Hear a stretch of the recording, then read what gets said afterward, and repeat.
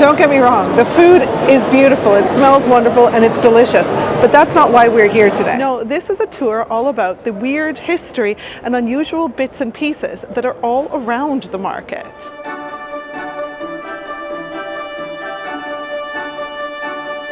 I'm Jessica, the museum guide. I'm out of the museum and on the streets, although we're going to talk about some museums today, of course, but we're at Borough Market. Borough Market's just behind me. We're going to talk about the fascinating history of the market, which is nearly 1,000 years old, but we're also going to talk about decapitated traders and desperate prisoners. We're going to see a graveyard for medieval sex workers and even see a nice little memorial to a sweet little cat.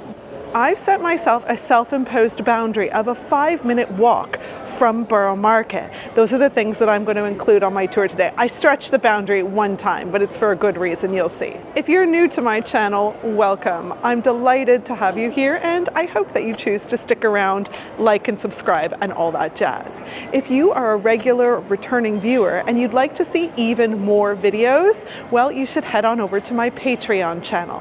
There, I release one extra video tour every month, and you'll also get access to my archives, all the past ones. I'm running a special discount right now, so you can get a good deal if you sign up. This month's video is a bit of a part 2 to this tour. I'm going to be taking you on a tour of the Clink Prison Museum over on Patreon. I did come here on a Saturday. I don't know what I was thinking, but it's because I'm not actually spending much time in the market itself, and you can see why. It is hectic. It's gotten so much busier in the past few years, and that's really due to the advent of TikTok. So I came to Borough Market on 2 different days. One day was Saturday, and what day do you think it is today? Monday, the day that most of the market is closed. You can see the oyster shops open, a few other bits and pieces, but most of the market is closed today, and that's why it's so easy to walk around. Just compare me now with me yesterday, you'll see the difference. Crazy, isn't it? I'll use footage of both throughout this tour today. Before we dive into the history of the market, let's look at a few weird things. Here's a very unusual bollard. It is indeed a cannon.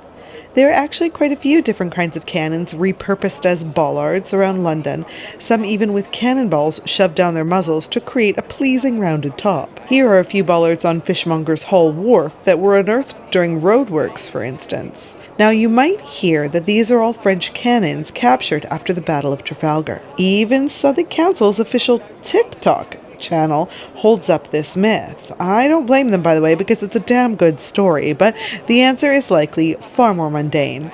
This is probably a British cannon from a decommissioned Royal Navy ship, and there's no evidence that it's French or used in the Battle of Trafalgar, but I won't blame you if you stick to that myth, though. Now I'm going to make an entire video just about the oddities of London Bridge, which is steps away from Borough Market, but for today, I can't resist talking about this spike here. You'll probably see it as you head towards the market. According to an urban legend that I myself used to parrot, this spike is supposed to be a reminder of all of the decapitated heads that used to be placed on spikes and put on the top of the gatehouse to London Bridge. I mean, that did happen. That's not a myth at all. A lot of famous heads of so-called traders were displayed here, including William Wallace, Bishop John Fisher, Thomas Cromwell, and St. Thomas More. Although his head eventually made its way back to Canterbury, I talk about it in my video about macabre Canterbury that I've just linked above. However, this spike isn't actually supposed to reference those traders' heads at all. Although, I mean, how could it not? It really draws that to mind.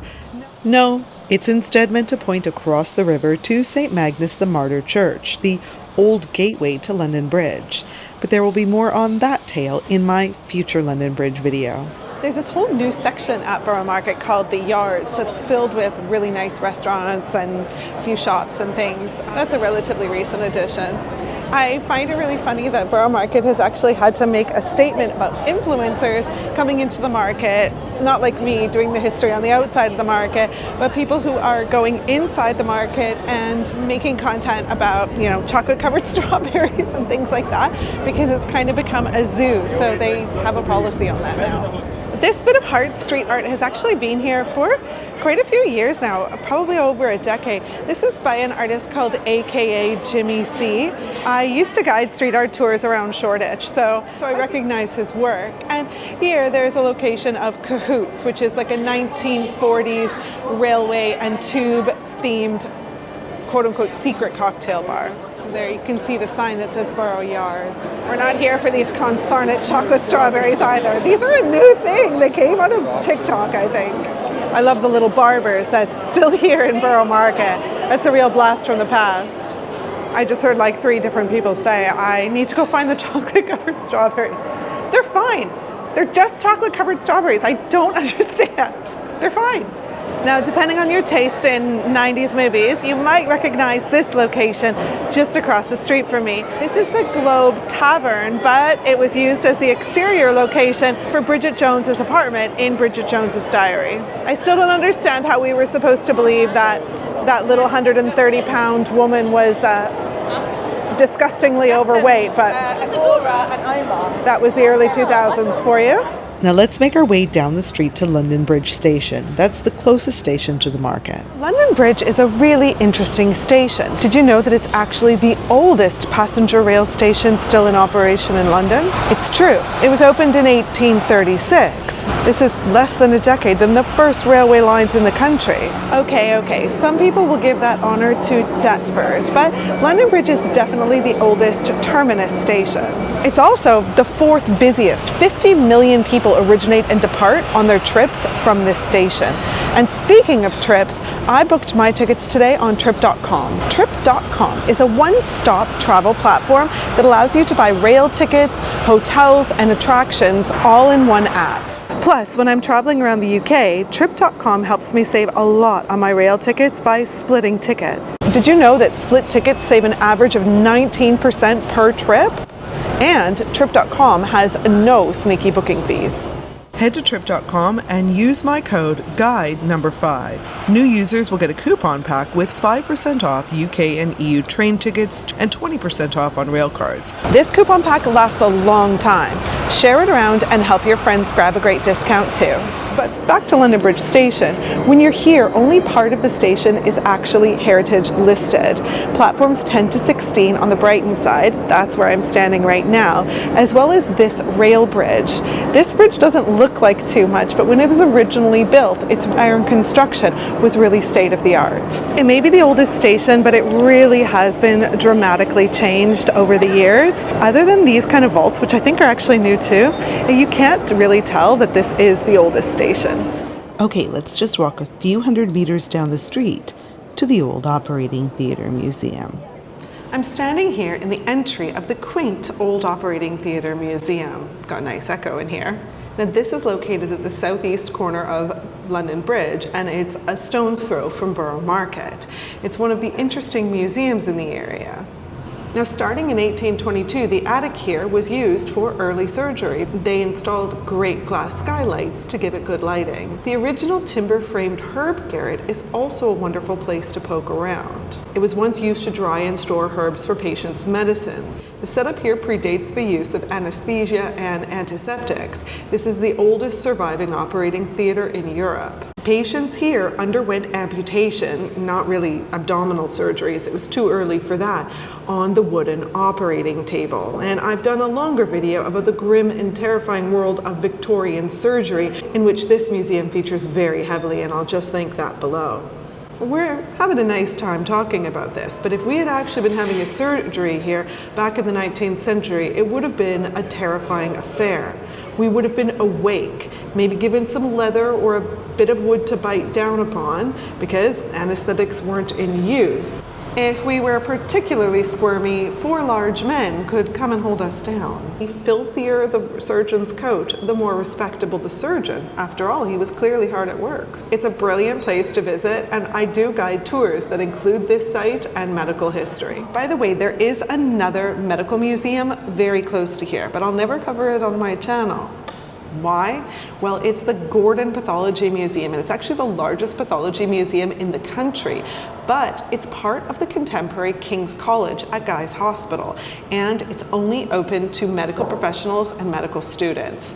I even asked for permission to visit, not for my channel, just for my own interest as a medical historian, and unfortunately they did have to turn me away. It's just not part of their mandate. If you're a medical professional and you visited the Gordon Museum of Pathology, let us know in the comments below. Little sign just across the street telling us that poet and apothecary John Keats and his friend, the poet, apothecary, surgeon and chemist Henry Stevens, shared lodgings here while studying at Guy's and St. Thomas's Hospital in 1815 and 1816. I'm going to be mentioning Keats quite a bit in an upcoming video that I'm making about Brompton Cemetery. His beloved Fanny is buried there.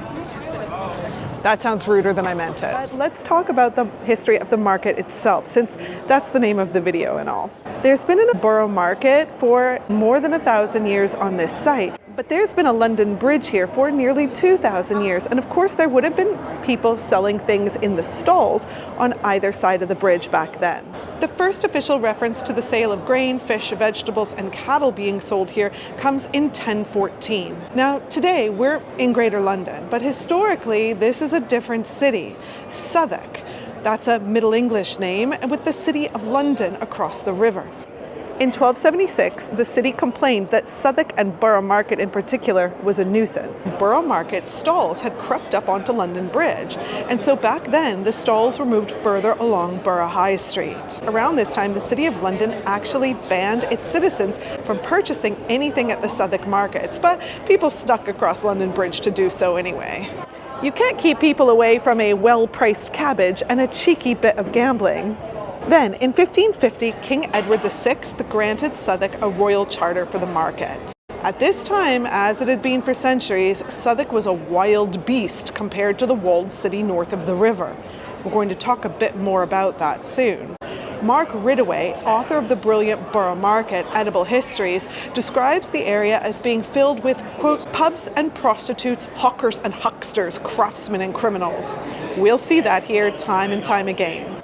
The area was incredibly notorious, and part of the reason was that it didn't fall under the jurisdiction of Surrey or London. It was under the jurisdiction of the Bishop of Winchester, and this was called the Liberty of the Clink. Now, I'm going to tell you all about the Bishop of Winchester very soon, but now you need to know that the Bishop of Winchester combined high-ranking clerical duties with the duties of a government official, and successive bishops of Winchester were not above being corrupted by the money that could be made in dastardly Southwark.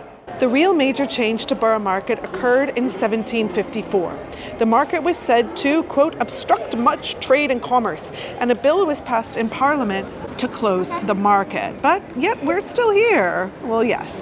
Just 2 years later, the people of Southwark, who relied on the market for sustenance and also for their livelihood, they raised money to reopen it. They successfully raised £6,000, that's over £1.1 million today, to fund the purchase of a new site right where we're standing. Instead of tumbling willy-nilly onto the road, the market was located on a plot to the west of Borough High Street, known as the Triangle, and this is still the heart of the market today. You can see the sign here referencing the 1756 date.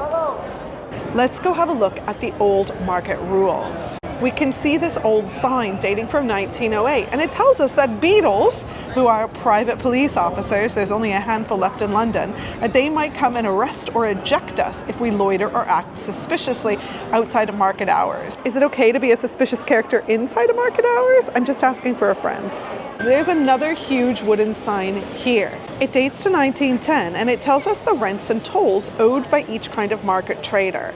You can also see what was commonly sold in the early 20th century: flowers, fruits, vegetables, and herbs, but also specifics like French beans, apricots, cherries, raspberries, strawberries, and, of course, English peas. One of the rules established by the market committee then was that the, quote, clerk of the market ring or cause to be rung the market bell every morning at 9 of the clock, and that notice be given to the bell porters that they do not set out their stalls or stands till the bell be done ringing. Clearly there was a problem with people trying to set up their trade earlier and take advantage of early morning sales. Let's have a look at the structure itself. It had to change dramatically to accommodate the arrival of the railways in London Bridge in 1836. And so in 1851, Henry Rose was commissioned to build new cast iron market buildings for the site, and you can still see a lot of them here today. Look at this illustration by Gustave Doré from 1872. You can see what it would have been like in the old market building. It said it was a, quote, commodious structure, choked with market carts and costers' barrows and crowded with the unclassable poor who seem to linger about in hope that something out of the mighty cupboard may fall to their share. It's not a very flattering description, but with it being so crowded today, I definitely get the vibe that he's going for. Throughout the 20th century, the market was a typical food market for a big city like London. Of course, the market was an important hub for food distribution during World War II, and then in the years after World War II, in the 50s, 60s, 70s, it was mostly just wholesale food for markets and restaurants. However, by the 1990s into the early 2000s, there was a renewed interest in foodie food. I always talk about this with my mom and my friends. Hey, do you remember when food became a thing? They had a few gourmet market events here, and they noticed a huge amount of interest. And so they began to revitalize and re-envision the market, not just as a place for the wholesale restaurant trade, but also for the gourmet food buying public. And well, just look at what's happened. It's changed so much even in the last few years, it's unbelievable. Now, this building is a little bit different. It wasn't built for this market. This is the old flower hall from Covent Garden. It was moved here to save it from demolition back in 2003, and I think it blends seamlessly. You can see what it looks like here back in its old location. One of the things that I love in the area around Borough Market are its ghost signs. These are signs that for products that are now defunct, hand painted on the sides of buildings, some of which have been covered historically and then uncovered during works, and others just always left here. This Take Courage ghost sign on the side of this building is a reminder that from 1955 to 1986, Courage Limited owned a massive brewery that used to stand on this site. Check out this one too, for Express Dairy. It was just uncovered last year. Now, this isn't a modern building. It looks 1950s or 60s to me, but it's definitely got a historic name. This pub is called the Mudlark, and you can see the sign up there. It's wonderful with the Nicholson's badge in the hand, but what they're representing is all of the little bits and pieces that people called mudlarks find on the banks of the River Thames. Look around the circle of the hand. You can see scissors and coins and keys and pipes. Mudlarking, of course, has taken place on these banks for hundreds, if not thousands of years. And there was recently a fantastic display at the Museum of London Docklands that I made a video about, and I'll just link that above if you want to learn more about the mudlarks and their fascinating pastime. I'd love to do it myself in the future. Now we're going to head inside Southwark Cathedral, also known as the Cathedral Church of St. Saviour and St. Mary Overy, St. Mary over the water. It too dates back to around 1,000 years, I think 1106, with origins that can be traced back even earlier to a monastery founded in AD 606 by St. Mellitus, the first Bishop of London, and he later became Archbishop of Canterbury. Southwark was elevated to cathedral status in 1905, which is strange because we're not that far of a walk away from St. Paul's Cathedral, so it's strange to have two cathedrals so close to each other. I could definitely make an entire video just about Southwark Cathedral, and maybe I will in the future, but today I just want to show you a few bits of the odds and ends that are inside. There's some really strange things here. You may remember that we visited this church before in my video about macabre things in London's churches, part 2. We covered one of the things I'm going to talk about today. But I didn't show you this little bit of archaeological excavation that's been left visible dating back to 1999. You can see all of the different levels here. Right below me, Roman road from the 1st century, and then a little bit of Norman priory foundation from the 12th century, and so much more. You can see all the way down there. And even here, above street level, a Norman priory apse from the early 12th century. I always love to come and look at this here. This is a Roman hunter goddess statue with his dog carved out of oolitic stone that was discovered in a well beneath Southwark Cathedral. A lot of the Romans here, after a few generations in the 1st, 2nd, 3rd century, a lot of their religions started to mix with native Britannic pagan religions, and so you get these really unusual gods and goddesses here in Britain that you don't get in other parts of the Roman Empire. And speaking of mudlarking, you can see this little mudlarking display that they've set up inside the cathedral. You can see some pipes, mouths of jugs, old toothbrush heads, the heels of shoes, roof tiles, coins, and so much more, as well as a copy of Laura Makelam's fantastic book, Mudlarking, Lost and Found on the River Thames, and there's signed copies available here. My personal favorite here, inside this oyster shell, the bone dominoes from the 18th century. I know there are a lot of fantastic mudlarks that you can follow on social media, especially Instagram. So leave some of your favorite mudlarking accounts in the comments below. By the way, if you want to follow me on Instagram, I'm Jessica the Museum Guide. Again, there are dozens of things I could talk about in this church, like this amazing effigy right here, but I'm going to save that for a future video. I do want to show you some of the truly bizarre things that are here though. There he is. This is one of my favorite tomb monuments anywhere in the world, and it is dedicated to Lionel Lockyer, which sounds like a very Harry Potter-esque name to me, if you ask me, and I just love the way that this cherub is looking down and regarding him. Now, Lionel Lockyer was a 17th century quack doctor famous for his miracle pills that he claimed included sunbeams as an ingredient. I love that so much. Now, we don't actually know that much about his life. He does write some very glowing promotional material about himself. He says he is an esteemed chemist and doctor with, quote, at least 40 years experience and practice both in England and most foreign parts. But a less flattering account is given by a fellow medicine maker, George Starkey, who said that Lionel was merely a tailor and a butcher who was only adding food coloring to existing medicines. You know, I think I believe that version. Sorry, Lionel. Now here you can see the Transi tomb of Thomas Cure, although there is some debate over that, with some people suggesting that the true inhabitant is unknown. Now, I covered this Transi tomb in my video about more strange things in London's churches, and I also talk about Transi tombs in my Macabre Canterbury video, and I'm definitely going to be talking about them in my upcoming Grim Louvre video. But normally, effigies take the shape of a person inside the tomb in kind of an idealized statue, and they're normally for kings, queens, bishops, and nobles. But this is a Transi tomb, something very different. It takes the form of a cadaver. They're funerary effigies that feature a skeleton or an extremely emaciated or decomposing body. They were common in the late Middle Ages. But why on earth would you want to honor a deceased person with an image of their rotting flesh? Well, they're designed to remind us of the transience and vanity of mortal life, like a memento mori or a vanitas. Thomas Cure, if this is Thomas Cure, was an Elizabethan worthy. That is, he impressed the Queen when he acted as her saddler. When he died in 1588, he elected that he be remembered with a cadaver effigy. He looks more withered than rotting, but remember, this is very much supposed to be the inhabitant after their death, and us that we, too, will soon die. Before we leave Southwark Cathedral, there's one more thing I want to show you here. Doorkins' Magnificat and her memorials. This is the final place of rest for Doorkins' Magnificat, a little stray cat who became famous through her rags to riches story that was covered by major news outlets like the BBC, The Guardian, and more around the world. Now let's just have a pause and talk about the pronunciation. With my accent, her name is Doorkins. See, her name is a pun, but it doesn't work in my accent. Here, let's get my husband to say it. Hey, can you say the name of this cat for me, please? Oh, me? Yeah. Dawkins. Ah, that's better. When he says it, you can hear that her name was a pun on Richard Dawkins, the evolutionary biologist and atheist.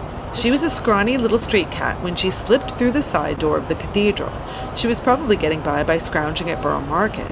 the vergers began to feed her, and she knew where her bread was buttered. In 2007, Doorkins became the subject of a picture book about her life as the cathedral's mousecatcher-in-chief, and in 2018, she was honored with the coolest tribute. This gargoyle in her image holding a fish in its mouth on the north wall. This is just the best. I love this. With failing sight and hearing, she retired to the countryside and to the home of the head verger, Paul Timms. She died peacefully in his arms on the 30th of September 2020. The dean said, "She did more to bring people into this place than I will ever do." Not too shabby for a street cat. By the way, there's a new cat here. His name is Hodge. Look at who we have here. Psst, psst, psst, psst. Blanked.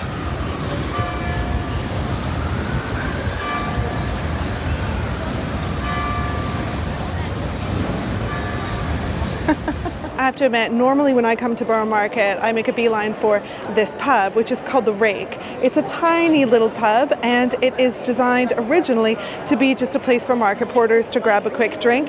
But about 15-20 years ago, they became one of the first pubs in the country to start championing craft keg beers. And so my husband and I have been coming here for a very long time.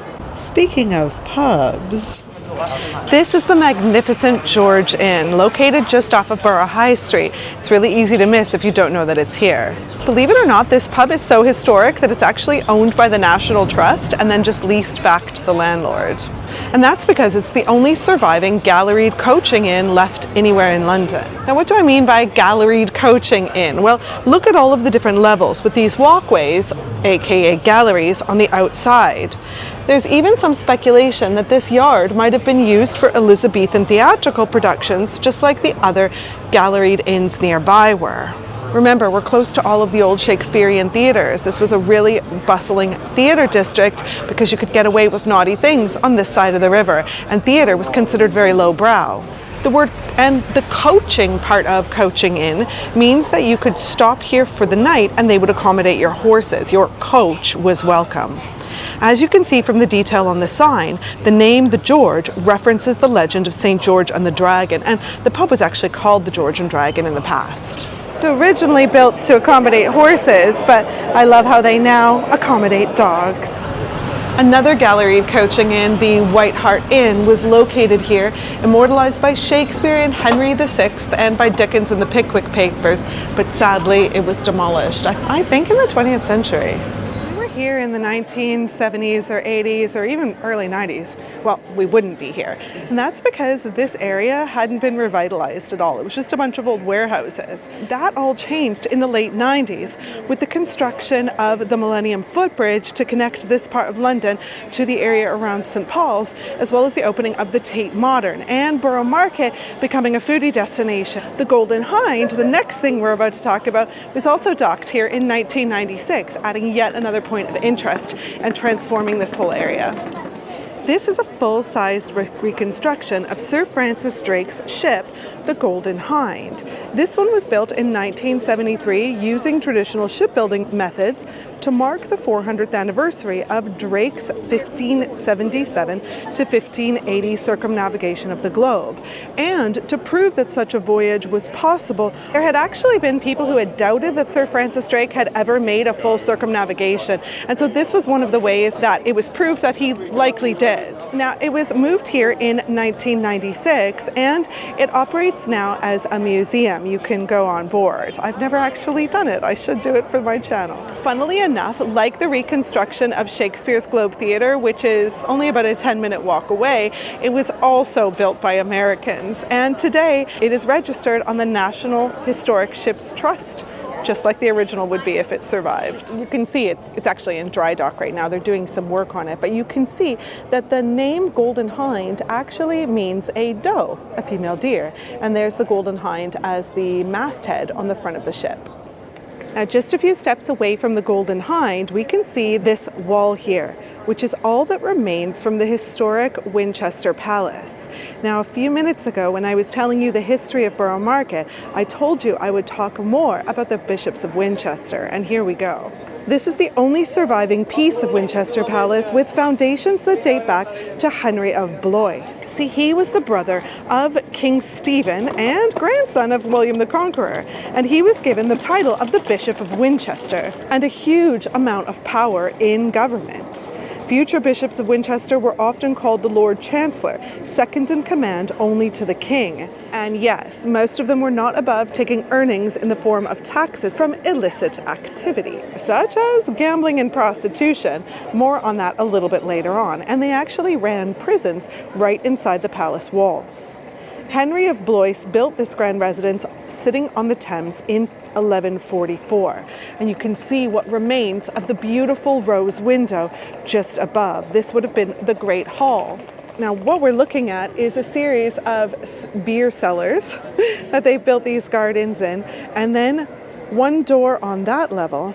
And the door just above that you can see here, this was a door into the Great Hall, which was used for banqueting.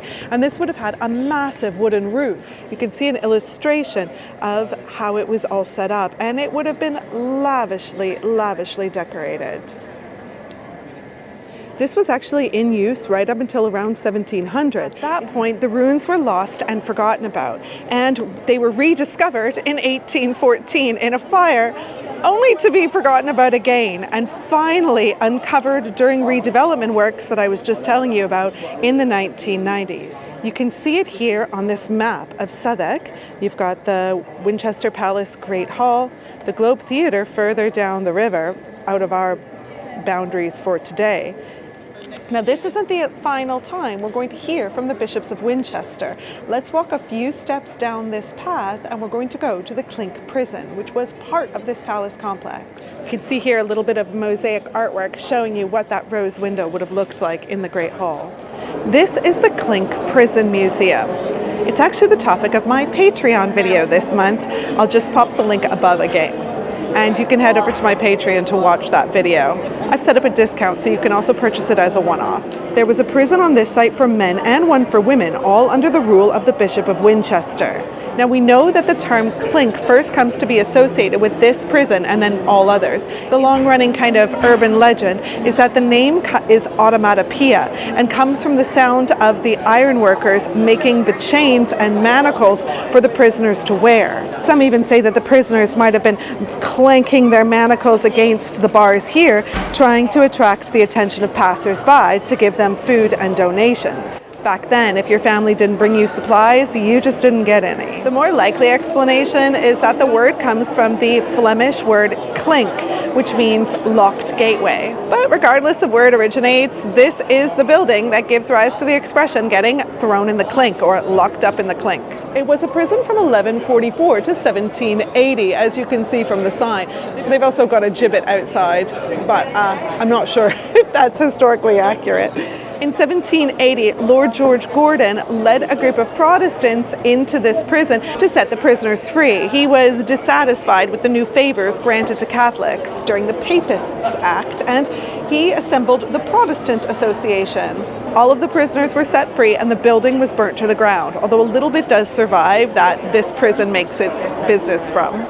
The clink was never actually rebuilt. Around that time, the whole prison system was modernized, and it seems that the prisoners were never recaught either, so it's a happy postscript for them. There's another bit of street art here by aka Jimmy C, James Cochran.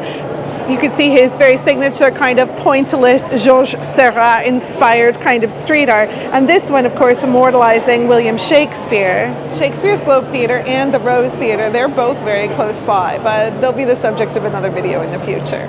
Remember, on this side of the river in Southwark, and in particularly in the Liberty of the Clink, anything went. Betting on all kinds of dastardly activities was commonplace, and there was indeed a bear garden here on this street, Bear Gardens. There's also a Bear Street nearby. On this site, there was a facility for bear baiting, bull baiting, and other animal sports. These were popular to gamble upon in the Elizabethan area right through to the English Restoration period. Now, this is a horrible, cruel blood sport where chained bears were attacked by trained dogs, usually mastiffs, for public entertainment. The poor bears were tied to a stake in these bear gardens and often had their teeth broken or claws removed, and that way they couldn't defend themselves against the dogs. The bear garden here was quite large, and they were usually round or polygonal open structures, like the theatres of the day, and the one here was 3 stories tall. We know that noted diarist Samuel Pepys visited this very venue in 1666 and described it as a, quote, rude and nasty pleasure. Ugh. The last recorded event at this bear garden was the baiting of a fine but vicious horse in 1682. Absolutely horrible bit of history here. Now, right across this very small street from the Bear Garden sign is the Ferryman's seat, and we're just about a 6-minute walk away from Borough Market now, but I'll allow it. This seat was located on previous buildings at this site, and it was constructed for the convenience of the Bankside watermen, who operated ferrying services across the river. This little seat is thought to potentially have ancient origins. We know that the ferryman was a really good business to be in, particularly up to 1750, and that before then, London Bridge was the only means of carrying passengers and goods across the river. Of course, people wanted to come over to this side to visit the bear baiting gardens, but also the brothels, other gambling dens, and yes, the theatres that were here too. This would have been a very lucrative trade to be in. And as you can see, we are right next to the water. We're now taking advantage of my 5-minute rule. Remember, I said that we would walk within 5 minutes of Borough Market. And we're going to continue our story of the bishops of Winchester. On the side of this hoarding on Red Cross Street, we can see just a few of the things that have been uncovered in archaeological digs on this site. Londinium garden, they're calling it. A 1st century harness pendant, 18th century ceramic dish emblazoned with Queen Anne's cipher and portrait, and loads of other interesting things. Look at this, 18th century ceramic fragment. In fact, near this site, a beautifully intact Roman pavement was just uncovered as well. So you don't need me to tell you that the history of the area is vast and complex. Now, the development I was just telling you about is one of the reasons why the next site I'm going to show you was, for a time, under threat. This is one of the most tragic places of rest in the country that I know of. This is Crossbones Cemetery, and it connects directly to the story of the Bishop of Winchester. You can see all of these ribbons tied on the fence. These are in memory of many of the people that have been buried here in the medieval period. This was known as a, quote, single woman's cemetery because of the high concentration of sex workers and their children. See, the Bishop of Winchester didn't just take profits from gambling and from running prisons. He also heavily taxed the women who worked as sex workers in this area, and in fact they became known as the Winchester geese. See, their head coverings made them resemble a common goose, and to be bitten by a Winchester goose meant that you had contracted venereal disease. Now, the Bishop of Winchester did give permission for the women to work as sex workers, kind of. By taxing them, he gave them his de facto permission, but even though he was willing to take money from them, they weren't good enough to be buried in the consecrated grounds of a church, and instead were buried here. This site was nearly forgotten about until it was rediscovered in the 1990s. At that time, archaeologists removed 148 skeletons for study, and they estimate that 15,000 people are buried here. Their skeletons give us a glimpse into the lives of the poorest people in London in the Middle Ages. Now, as you can see, the site is very well looked after by a team of volunteers, and in particular to a poet and pagan called John Constable, aka John Crow. And there's all kinds of different memorials here. A lot of London's current misfits find themselves reflected in the mistreated and abandoned Winchester geese of the past. And there are regular services and events on the 23rd of each month to honor the dead that are here. Well, that's the end of our tour. I hope that you've enjoyed exploring the oddities and strange bits and pieces around Borough Market and London Bridge as much as I've enjoyed showing them to you. Now, I'm hungry and I'm going to head back to the rake. I'll see you the next time I'm at the museum or out on the streets.